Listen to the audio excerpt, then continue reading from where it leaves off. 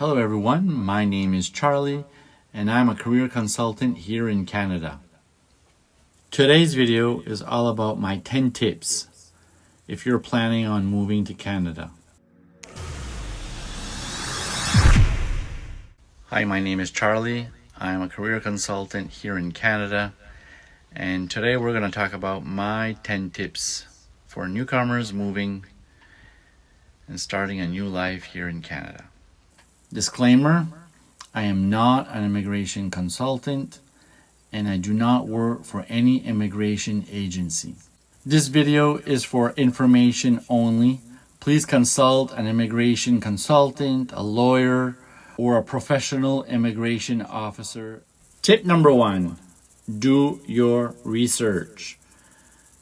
There's a big difference if you're going to be relocating or moving in a small community versus a large city. In Canada, there are many large cities, but there are many small communities. Do your research. So did you know that Canada is the second largest country on earth?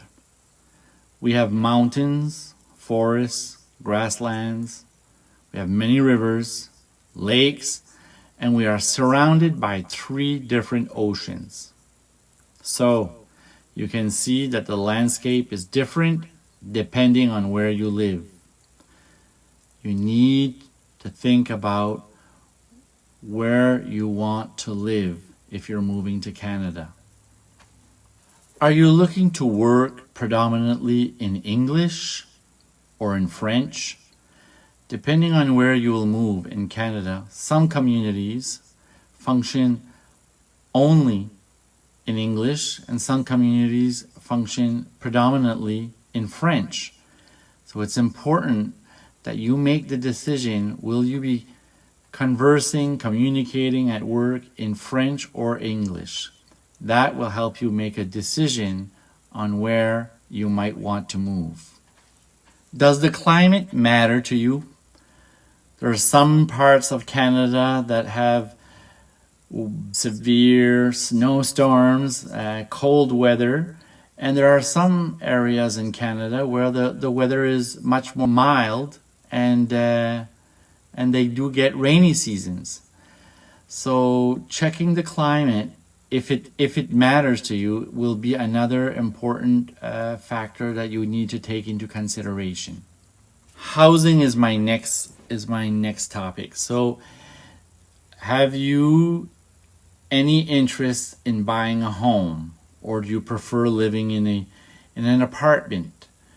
Depending on where you'll choose to move, housing availability will be something that you need to take into consideration.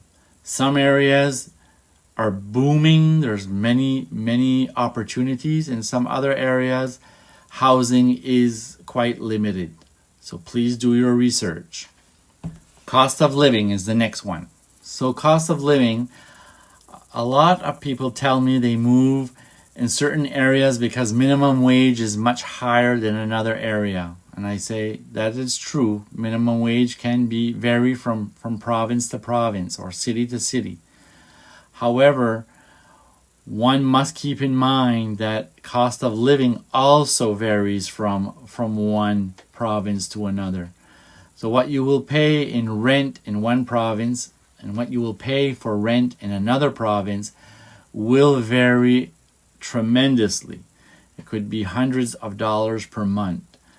So cost of living is something that you'll need to consider when making the decision where you want to move in Canada.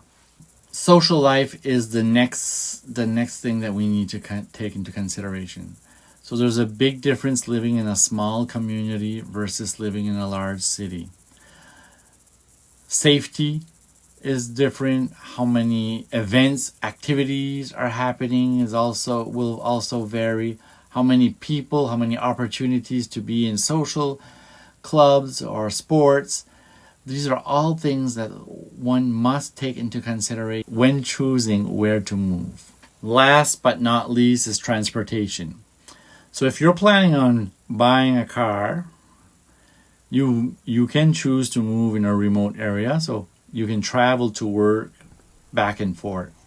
However, if you're not planning on buying a car, you will need to make sure that the public transportation is available where you're moving. So transportation is another big concern that you need to think about when moving to Canada. Tip number 2, select a region where you can give your dreams wings to fly. So what do we mean by giving your dreams wings to fly? Well, that all comes down to, are there jobs in your field? And where are these jobs? How much competition is there for these jobs? This is what we mean by labor market information. You need to do your research. Did you know in Canada there's 3 different types of industries? So we here categorize jobs in 3 different categories. The first one being services, the second one being manufacturing, and the third one being natural resources. And these industries exist at different areas within Canada. So the first industry, we call that industry services. What do we mean by services?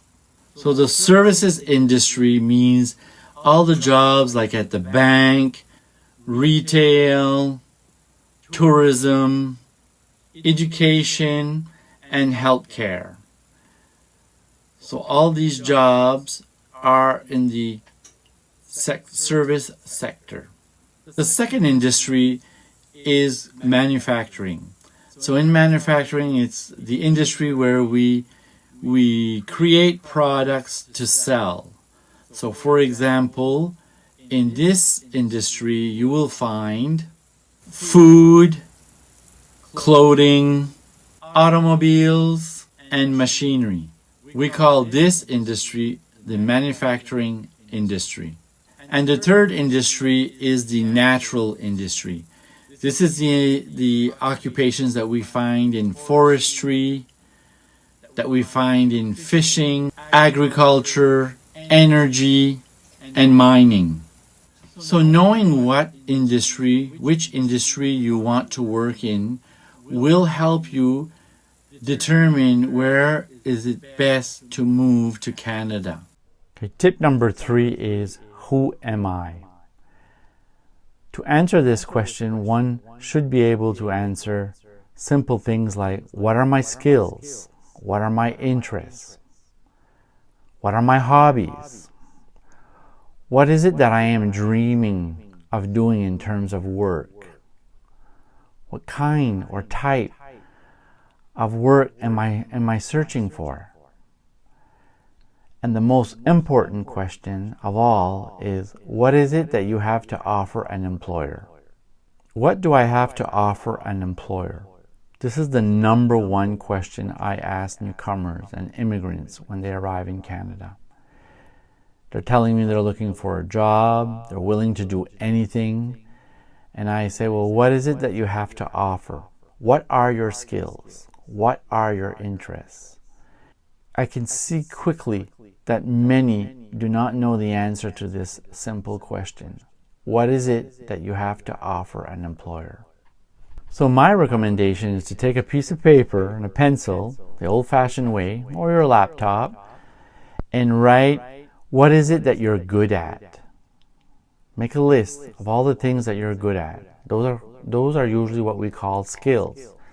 Make a list of all your interests, the things that you're passionate about, the things that you spend most of your time reading about or searching or Googling on the internet. Make a list. That will help us understand what is it that you're looking for in terms of work or a career. These questions are so important. And the reason why, it provides guidance and direction. The answers will help you prepare a plan. Identify where we should start our search. What employers are we looking for? So unfortunately, when someone answers, I'm willing to do anything, that is probably fair to say that it is the wrong answer.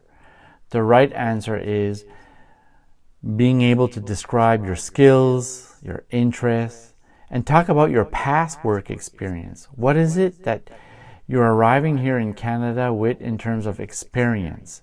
You should be really comfortable being able to discuss these three topics.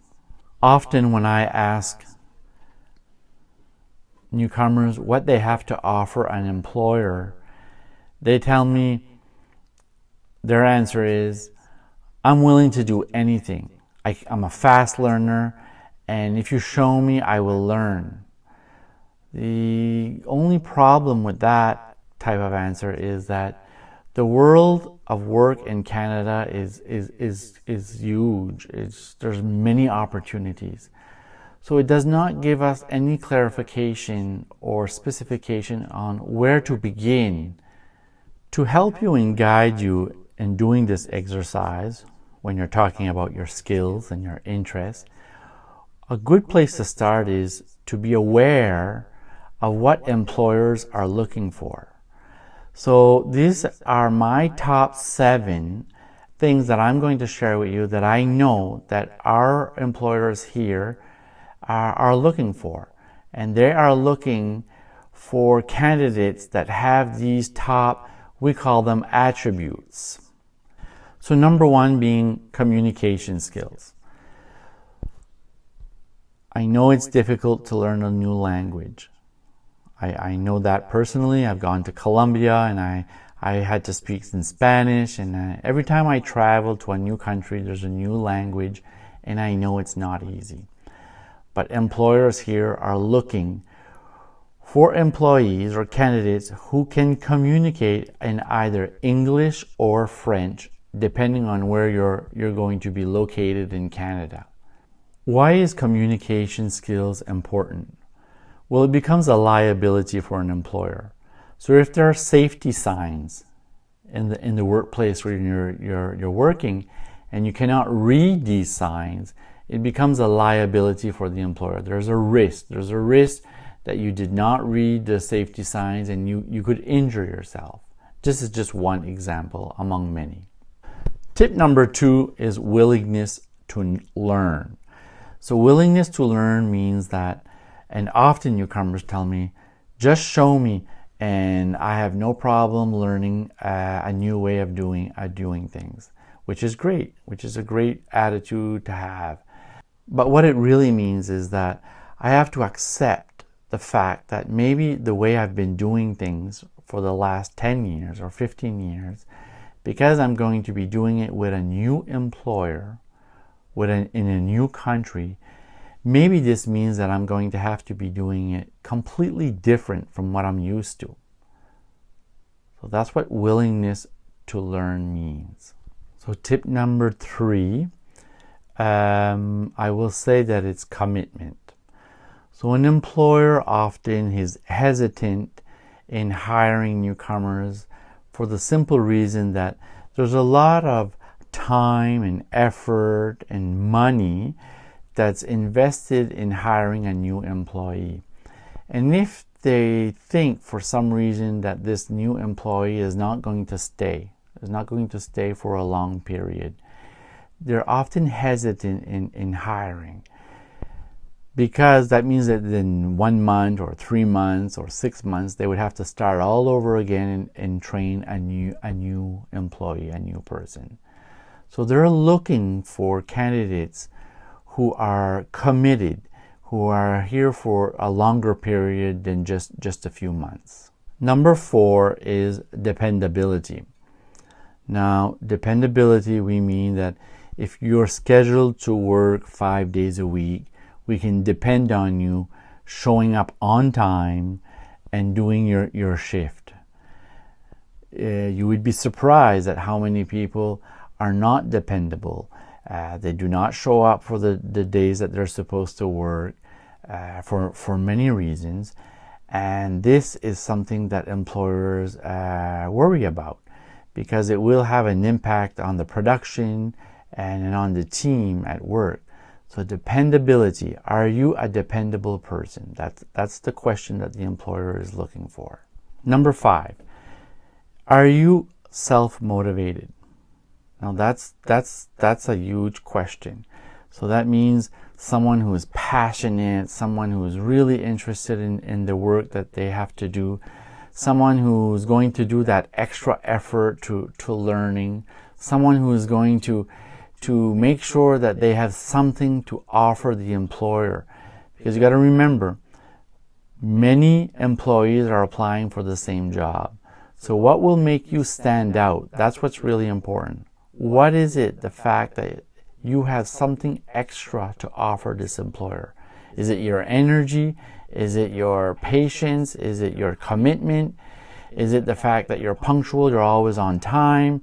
Is it the fact that you're a fast learner, who is a team player, someone who has something to offer an employer? So number 6 is, are you a good fit for the team? So in other words, do we see that there is going to be a good chemistry between yourself and the other team members? Are you going to be able to communicate? Are you going to get along? Do you have something in common? Do you have same interests? Do you have same skills? Those are all questions that the employer is always looking for when he is doing interviews. So last but not least is number 7. So this is the question where they want to see if you have the drive, the energy to make this work. So some people arrive on time, they show up for work, they're there, but they're just there. All they have is a pulse, and they're not really passionate about their work. And this is sometimes the reason why some people are not hired. So tip number 4 out of our 10 tips that I wanted to share with you today is having or preparing an employment action plan. Having a plan will provide guidance, direction, and it will help you identify the next steps and what you have accomplished and what needs to accomplish. So the first thing that you need to start with is to identify the employment goal. What is your employment goal? Identifying your employment goal may seem an easy task, but one of the challenges is that occupations have different names from different countries. So the first thing is to find out what the occupation that you are used to calling in your country, what is the actual occupation name here in Canada. A good resource for you to start, I'm not going to go in details, it's the NOC, National Occupation Classification. And there you will find the occupation's names, the details, the task, what is required. There's a lot of information, and I'll do a separate video explaining that resource. So the next step in your employment action plan is do you have the skills, the education, and the work experience to be able to do that job? And if you do, you should be able to clearly identify it in your plan. And if you don't, well, that just means that you have to have a conversation to see what is missing and what are the steps to getting it. So once again, how do you know if you have or you don't have and what is required? The first place where one should check is the NOC, the National Occupation Classification. That will give you a good idea on what skills are required to do a specific job. So the next thing is to find out if the occupation that you want to do, if it's an occupation that's regulated or non-regulated. Now regulated, what we mean by that is that it comes with a list of rules, restrictions, who can do that job and who can't do that job. So you need to find out if your plan is a realistic plan or if it's not a realistic plan. Often regulated occupations, what that means is that you would need a license or an authorization being part of an association to actually do that type of work here in Canada. So there is a whole process to see if you're going to be recognized, if your skills and your work experience is going to be recognized. And that will tell you if you can or cannot do a regulated occupation here in Canada. So another resource that would be really important for you, if you're wondering if your occupation is a regulated occupation, you can check the following website. The Canadian Information Center for International Credentials. You can find that on Google.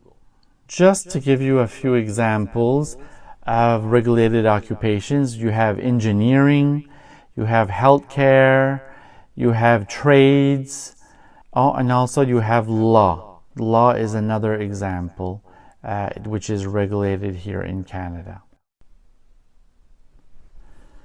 So for the non-regulated occupations, you will not need a license to work here in Canada. However, you should be prepared to demonstrate to an employer that you have the education, that you have the skills, that you have the work experience, and that is to demonstrate to the employer that you have the right qualifications for the job. So for those who believe that they do have the qualifications to do the job, for the regulated occupations, for example, they want to get their recognition. They want to get their education recognized. They want to get their skills recognized. So the big question is, who is responsible to do that recognition? Which organization does the evaluation, does the assessment? Is there a fee? Does it cost? How much time does it take? Should we do it prior to moving to Canada? Should we begin the process while we're still in our country? So what will you need when you do your research? There are two most important things. One is the name of the occupation here in Canada. And second, which province are you moving to? Because the rules and regulations of an occupation, the license, it can vary from province to province. So the next topic I'd like to share with you is, do you need an assessment of your academic credentials? So that's in terms of your education. So you're wondering, is my bachelor's degree that I've done in my country, is it equivalent to a bachelor's degree in Canada? Or my college course that I done in my country, is it being recognized in Canada? So for this, we go to a different website, and that is called World Education Services. And they are responsible for doing assessments here in Canada, recognized assessments, and you can do that process while you're still in your country. So that brings us to tip number 5. And tip number 5 for me is have a plan B. So what do we mean by that? So it's good to have dreams. It's great that you come to Canada with an occupation in mind. However, many, after doing their research, discover that maybe the occupation in plan A is not a realistic plan. So it's important to have a plan B. So always have 2 plans when moving to Canada. So tip number 6 is, don't leave your job search to chance. If you fail to prepare, you are preparing to fail, which is a famous quote. So learning how to do your job search will be very important. Having marketing tools like a CV or a resume is probably your first step. Knowing how to prepare for an interview would be my second step. Applying for jobs online has become extremely popular, And I would say that most people, their first way of searching for work is applying online. Most companies advertise on their personal websites, and they also use many job banks here in Canada to advertise employment opportunities. However, did you know that some will say that more than 80% of the jobs are not advertised on the famous job banks websites? Understanding the hidden job market, those jobs that are not advertised, will be extremely important. I will do a separate video to help you understand the hidden job market, those jobs that are not advertised, and how to go about learning about that world of work. So the best way of finding employment opportunities here in Canada is what we call word of mouth. And word of mouth, what it means is that you know somebody who knows that the employer is looking for an opportunity. So networking will be extremely important for you to tap into that hidden job market.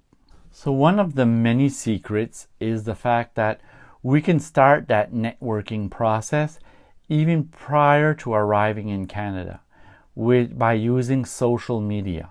So before you jump in and start asking everybody on Facebook and on LinkedIn and on Instagram to be your friend, you always have to think there are strategies. There are strategies on how you become friends with someone in another country that you don't already know.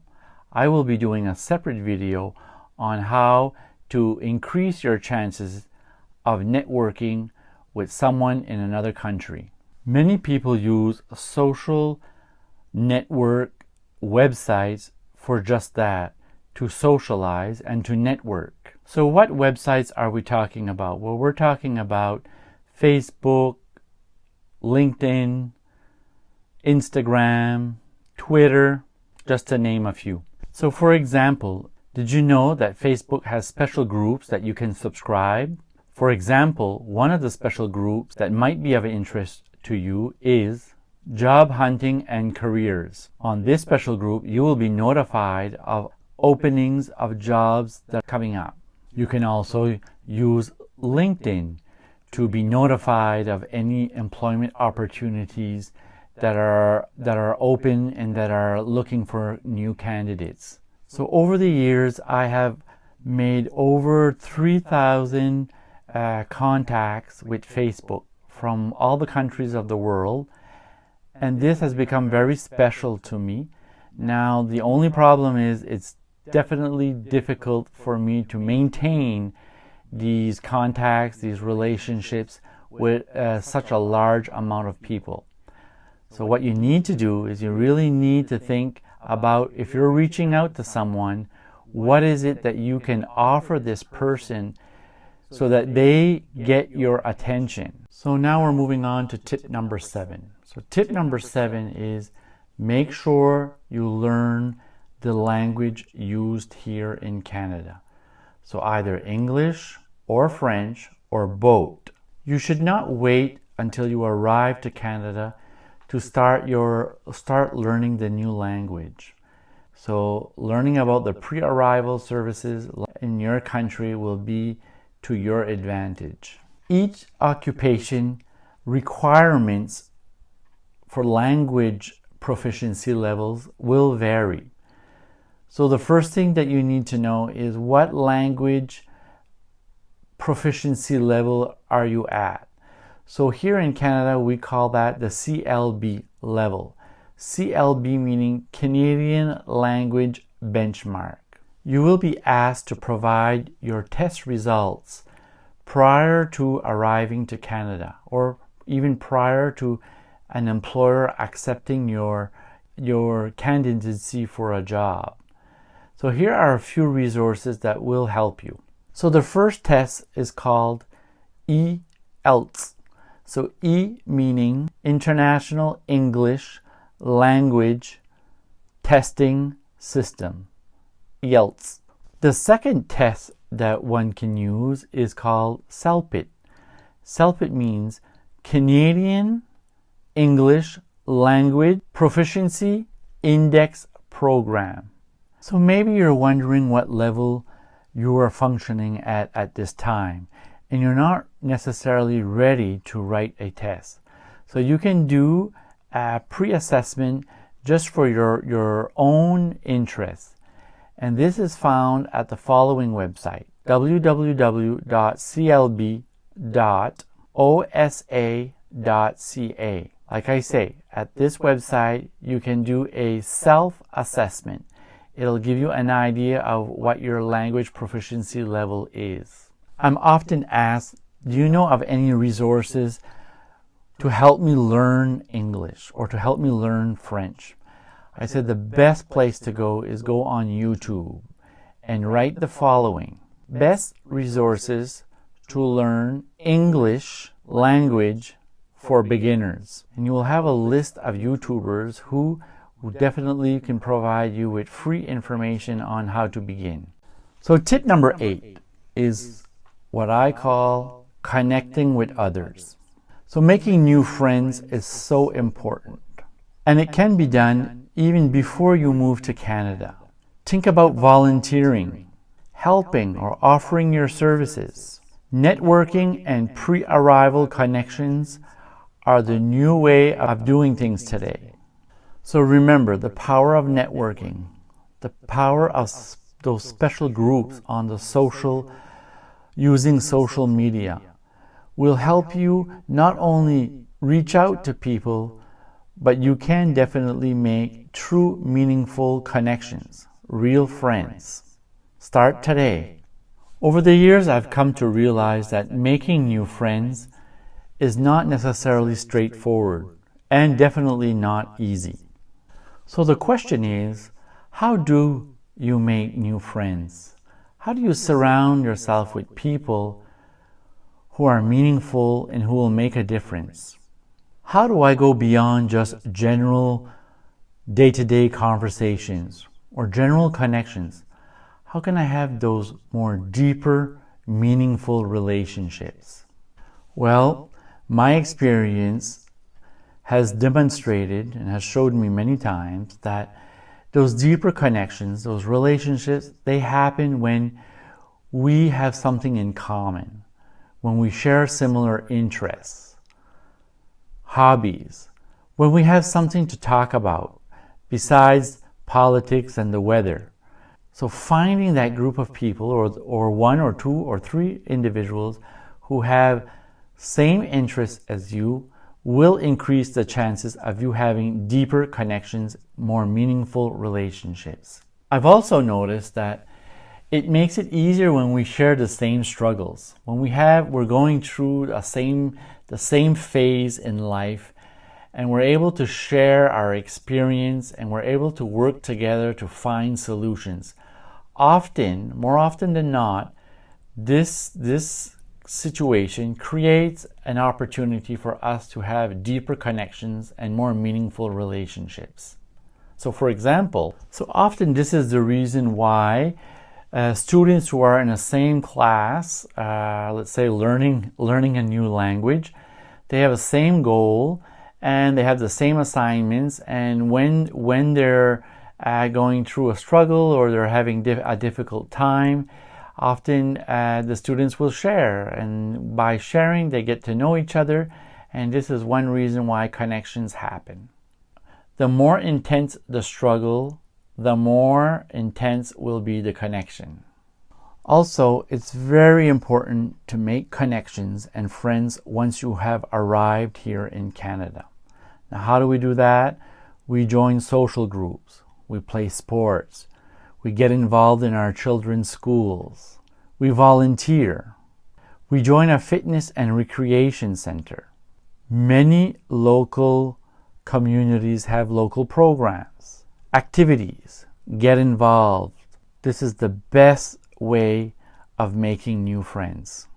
Each region has a volunteer center. Join one of the local volunteer centers to learn about all the opportunities where you can not only volunteer, but you can make new connections and new friends. Or you can even start your research pre-arrival by going to the following website, www.volunteer.ca. Another great place to do some volunteer work is with the immigration and settlement agencies. They're always looking for volunteers. They're always planning new and exciting activities. So don't hesitate. Get involved. So tip number 9, never give up. If you don't believe your dreams will happen, there's a great chance that they will not happen. So believe in yourself, believe in your dreams. All dreams can come true.